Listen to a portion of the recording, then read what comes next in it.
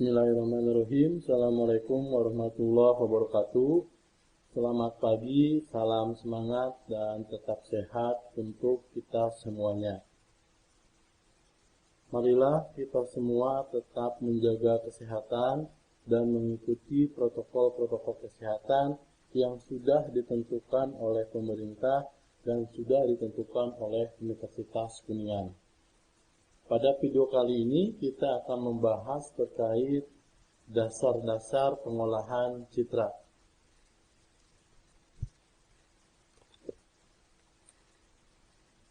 Menurut Paplidis, ada tiga bidang studi utama yang menangani pengolahan data berbentuk gambar, yaitu ada cabang ilmunya grafika komputer, ada cabang ilmu pengolahan citra, ada cabang ilmu pengenalan pola. Masing-masing bidang ilmu ini memiliki keunggulan dan perbedaan.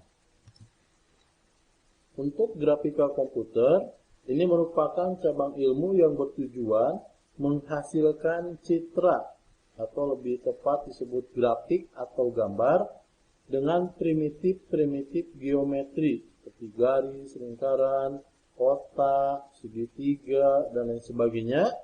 Primitif-primitif geometri tersebut memerlukan data deskriptif untuk melukis elemen-elemen gambar.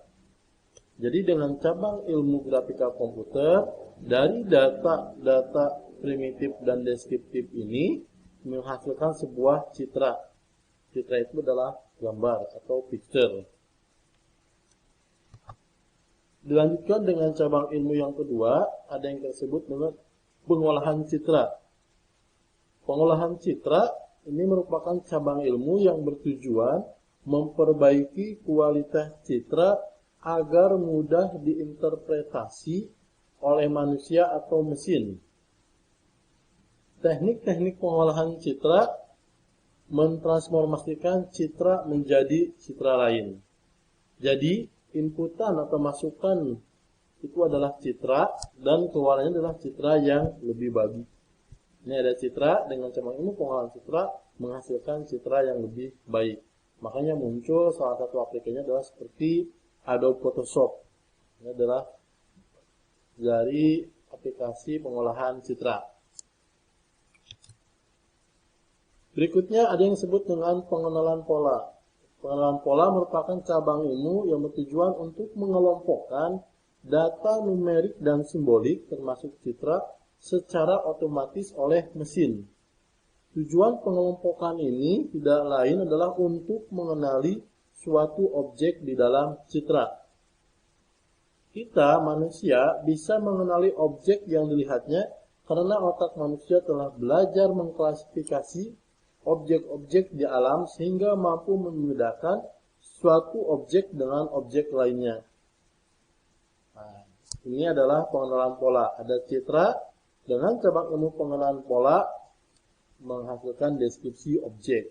Contohnya citranya adalah gambar wajah. Dengan cabang ilmu pengenalan pola nanti akan ada keterangan wajah siapakah yang tadi diinputkan.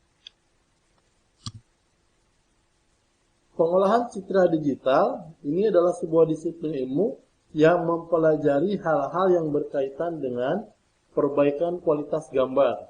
Semester ini kita akan belajar bagaimana memperbaiki kualitas gambar, baik itu dari segi kontras, transformasi warna, dan restorasi citra.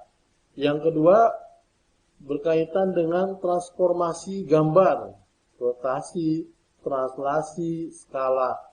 Yang ketiga berkaitan dengan melakukan pemilihan citra ciri atau ada yang menyebut juga dengan istilah picture image yang optimal untuk tujuannya adalah dianalisis. Yang keempat berkaitan dengan melakukan proses penarikan informasi atau deskripsi objek yang terkandung pada sebuah citra digital. Yang kelima berkaitan dengan melakukan kompresi data dan transmisi data. Rekan-rekan bisa lihat ada dua buah gambar. Dengan pengolahan citra ini kita dapat menghasilkan kualitas gambar yang lebih baik. Ini ada gambar di atas.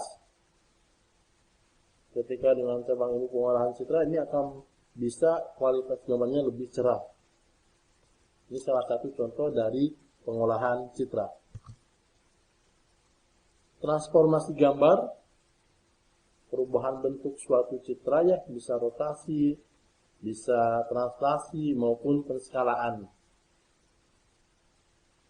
Ini contoh di rotasi.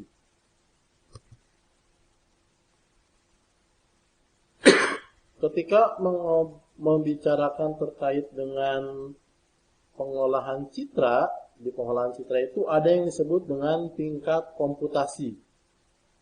Citra digital pada umumnya itu mempunyai jumlah data yang cukup besar, sehingga memerlukan daya komputasi yang cukup besar pula.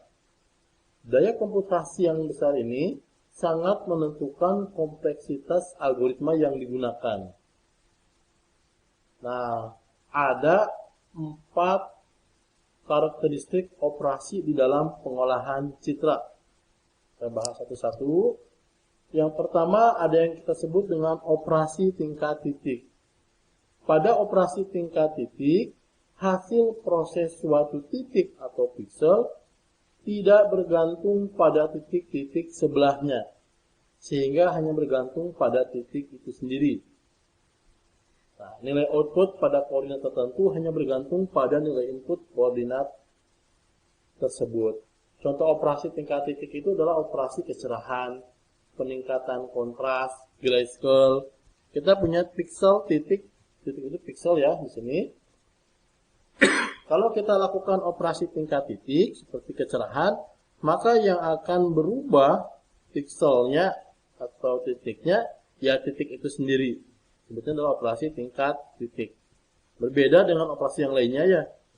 Yang kedua, ini sebagai catatan aja, pixel itu adalah elemen terkecil dari resolusi pada layar komputer atau disebut juga titik. Citra itu gambaran kemiripan dari suatu objek atau istilahnya citra itu gambar atau pixel. Yang kedua ada yang kita sebut dengan operasi tingkat lokal. Pada operasi ini, hasil proses suatu titik tergantung pada titik-titik sebelahnya dan titik itu sendiri. Nilai output pada koordinat tertentu tergantung dari nilai input sebelahnya. Contoh, kita melakukan operasi emboss, maka titik sebelahnya akan terpengaruhi dengan operasi emboss tersebut. Jadi bisa rekan perhatikan, kita melakukan operasi terhadap titik di sini, maka titik-titik di sebelahnya ini memiliki ketergantungan terhadap titik yang kita lakukan proses operasi tingkat lokal ini. Yang ketiga, ada yang kita sebut dengan operasi tingkat global. Pada operasi tingkat global, seluruh bagian citra diperhitungkan, sehingga hasilnya akan tergantung pada keadaan citra secara keseluruhan. Jadi semuanya akan terkena operasi tingkat global. Nilai output pada koordinat tertentu tergantung pada seluruh nilai inputan citra. Misal, citra A, kemudian citra ini kecerahannya dikurangi hingga menjadi citra A yang agak gelap. Contoh operasinya adalah operasi tingkat global ekualisasi histogram. Oke, bisa diperhatikan, ketika kita melakukan suatu operasi terhadap suatu titik, ketika memberi operasi tingkat global, maka titik-titik lainnya juga bergantung, mempengaruhi terhadap operasi tingkat global ini. Kita bisa bandingkan ya, ada operasi tingkat titik, operasi tingkat lokal, yang ketiga ada operasi tingkat global. Yang keempat, ada yang kita sebut dengan operasi tingkat objek. Pada operasi ini, karakteristik citra, yaitu ukuran, bentuk, dan intensitas rata-rata, ini harus dihitung. Untuk apa? Untuk dapat mengenali objek yang akan dianalisis.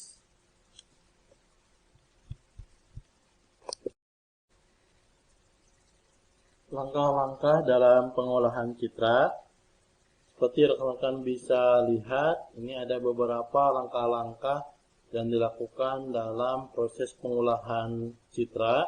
Yang pertama ada yang disebut dengan akuisisi citra, yang kedua ada yang disebut dengan pre-processing, yang ketiga ada yang disebut dengan segmentasi, yang keempat ada yang disebut dengan representasi dan deskripsi, yang kelima ada yang disebut dengan pengenalan dan interpretasi, terus yang keenam itu ada yang disebut dengan hasil. Semuanya akan masuk ke dalam basis pengetahuan. Langkah pertama ada yang kita sebut dengan akuisisi citra. Akuisisi citra adalah tahap awal untuk mendapatkan citra digital. Di sini kita akan mencoba membahas proses pengolahan citra dari citra analog menjadi citra digital. Citra itu dibagi dua ya, ada citra analog dan citra digital. Citra analog itu citra yang dapat kita sentuh secara langsung. Kalau citra digital itu adalah citra yang dapat diproses langsung oleh komputer. Misal citra analog itu adalah manusia, terus meja dan sebagainya. Kalau citra digital itu adalah gambar yang memiliki ekstensi yang tersimpan di komputer. Saat ini kita akan mencoba membahas terkait proses pengolahan citra dari analog menjadi digital. Maka pertama ada yang kita sebut dengan akuisisi citra. Tujuan dari akuisisi citra itu adalah untuk menentukan data yang diperlukan dan memilih metode perekaman citra digitalnya. Tahap ini dimulai dari objek yang akan diambil gambarnya, mempersiapkan alat-alat sampai pada pencitraan. Pencitraan adalah kegiatan transformasi dari citra tampak analog menjadi citra digital. Alat-alat pencitraannya banyak ya, ada video kamera, kamera digital, kamera konvensional, scanner, foto sinar X, sinar inframerah, dan lain sebagainya. Contoh ketika kita akan membuat citra digital untuk gambar seseorang, maka kita memilih objeknya adalah orang ya, seseorang. Kita memilih misalnya adalah memilih alat pencitraannya adalah kamera digital. Tentu kita tidak memilih scanner ya untuk mengambil foto seseorang ya, kita memilihnya adalah kamera digital. Berbeda kalau kita mau men-scan sebuah dokumen, ya kita memilih alat pencitraannya adalah scanner. Tahapan kedua ada yang disebut dengan pre-processing. Tahapan ini diperlukan untuk menjamin kelancaran pada proses berikutnya. Di tahapan pre-processing ini, persiapan sebelum diproses, ini ada 5 kegiatan. Yang pertama adalah peningkatan kualitas citra. Kontras, brightness ini diperhatikan, menghilangkan noise. Jika ada gangguan-gangguan ini juga dihilangkan, perbaikan citra, baik itu posisi dan sebagainya. Yang keempat, transformasi. Yang kelima, menentukan bagian citra yang akan diobservasi. Ini apakah semua, setengah badan, dan sebagainya. Masuk ke tahapan 3, yaitu tahapan segmentasi. Tahapan ini bertujuan untuk mempartisi citra menjadi bagian-bagian pokok yang mengandung informasi penting. Misalnya memisahkan objek dengan latar belakangnya. Kita udah mulai masuk ke dalam tahapan segmentasi. Tahapan keempat, representasi dan deskripsi. Representasi merupakan suatu proses untuk menggambarkan suatu wilayah sebagai suatu daftar titik-titik koordinat. Setelah direpresentasi, proses selanjutnya adalah melakukan deskripsi citra. Dengan cara seleksi ciri dan ekstraksi ciri. Seleksi ciri ini bertujuan untuk memilih informasi kuantitatif dari citra yang ada. Nanti saya contohkan ya, terkait dengan seleksi ciri dan ekstraksi ciri. Kalau ekstraksi ciri bertujuan untuk mengukur besaran kuantitatif ciri setiap pixel. Tahapan kelima ada yang disebut dengan pengenalan dan interpretasi. Di tahapan kelima ini, kita bertujuan untuk memberi label pada sebuah objek yang informasinya disediakan oleh deskriptor. Jadi kalau kita membuat foto, maka ini akan ada pengenalan dan interpretasinya. Misalnya IMJ 2021-0803. Nah, ini adalah sudah masuk dalam tahapan pengenalan dan interpretasi. Yang keenam, basis pengetahuan. Ini berguna untuk memandu operasi dari masing-masing modul proses dan mengkontrol interaksi antara modul-modul tersebut. Tadi kita udah awalin terkait dengan proses pengolahan citra. Saya tarik ke belakang. Definisi citra itu sendiri ya. Citra itu adalah suatu representasi gambaran kemiripan atau imitasi dari suatu objek. Nah, kita contohkan manusia, citra bukan. Meja, citra bukan. Printer, citra atau bukan. Itu semua adalah citra. Citra dibagi menjadi dua jenis. Ada yang kita sebut dengan citra analog, dan ada yang kita sebut dengan citra digital. Citra analog ini adalah citra yang bersifat kontinu. Lukisan, gambar, objek orang, dan lain sebagainya. Ini kita sebutnya adalah dengan citra analog. Citra analog ini tidak dapat direpresentasikan langsung di dalam komputer. Jadi kita tidak dapat proses langsung. Citra analog itu dihasilkan dari alat-alat analog, seperti kamera analog, sensor ronsen, dan lain sebagainya. Berbeda dengan yang kedua, ada yang kita sebut dengan citra digital. Ini adalah citra yang dapat diolah langsung oleh komputer. Ciri dari citra digital apa? Memiliki ekstensi, misalnya JPG, PNG, dan lain sebagainya. Citra digital merupakan sebuah array yang berisi nilai-nilai real maupun kompleks yang direpresentasikan dengan deretan bit tertentu. Nih. Saya punya sebuah gambar logo Fakultas Ilmu Komputer, maka ini termasuknya ke dalam citra apa? Citra digital, karena dapat diproses langsung oleh komputer. Tetapi ketika saya punya poster logo Fakultas Ilmu Komputer, yaitu citra analog. Tetapi kalau sudah masuk di komputer dan memiliki ekstensi, maka kita sebutin adalah citra digital. Nih, EPROM warna titik JPG, berarti ini kita sebut adalah citra digital. Hati-hati jangan keliru ya. Nah, ini adalah proses akuisisi citra. Ada objek, sistem pencitraan, bidang citra, output citra digital. Tadi kita ada 6 langkah di dalam proses ininya ya. Akuisisi citra ya, dalam proses pengolahan datanya. Mulai dari proses akuisisi citra. Ini contohnya.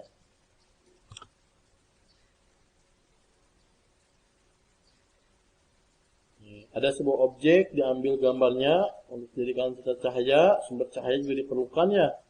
Terus intensitas cahaya juga diperlukan, baru menentukan alat pencitraan, lalu reprocessing dilakukan, segmentasi, terus setelah segmentasi kita ada representasi, deskripsi, nanti terakhir ada juga yang kita sebut dengan basis pengetahuannya. Ketika kita bicara dengan sistem pencitraan, mentransformasi citra analog menjadi citra digital, alat yang digunakannya adalah kamera digital, scanner, dan sebagainya. Tapi kalau kita balik, bisa nggak dari digital menjadi analog?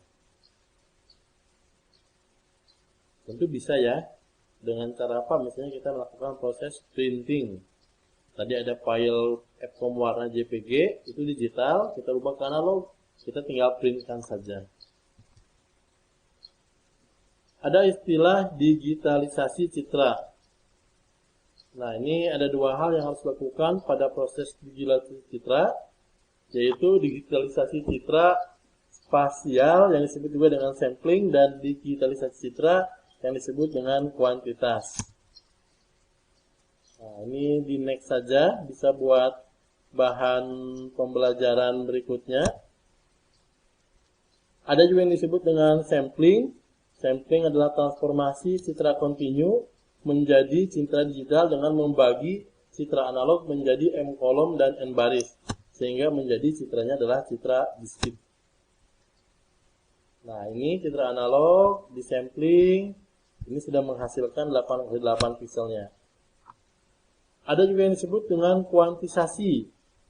Kuantisasi adalah warna sebuah citra digital diukur oleh besar intensitas piksel-piksel penyusunnya. Proses kuantisasi ini dihasilkan oleh peralatan digital, misal scanner atau kamera digital. Nanti kita bahas 3 bit itu seperti apa ya. Nih, kita punya kuantisasi nilai 0, 1, 2, 3, 4, 5, 6, 7. Tentu semakin ke kiri semakin gelap, semakin ke kanan nanti semakin terang. Kita masukkan piksel-piksel yang dikuantisasinya sehingga memperoleh nilai intensitas sebagai berikut. Masukin. Ketika kita ditanya terkait dengan fungsi fx, y untuk f3,7. Oke, berarti ini f3,7 itu nilai intensitasnya adalah 7. f5,6, 5,6 nilai intensitasnya 4. Kalau f4,4 nilai intensitasnya adalah 5. Nanti ini akan kita pelajarin dalam bentuk matrik lebih detailnya. Ini resolusi juga ada terkait dengan ada yang disebut dengan resolusi spasial dan resolusi kecemerlangan. Ini berpengaruh ke dalam proses yang ada di dalam pengolahan citra. Baik, untuk sesi dasar pengolahan citra saya cukupkan sampai di sini dulu. Kurang lebihnya terima kasih dan mohon maaf. Ditutup. Billahi taufiq hidayah. Assalamualaikum warahmatullahi wabarakatuh. Terima kasih.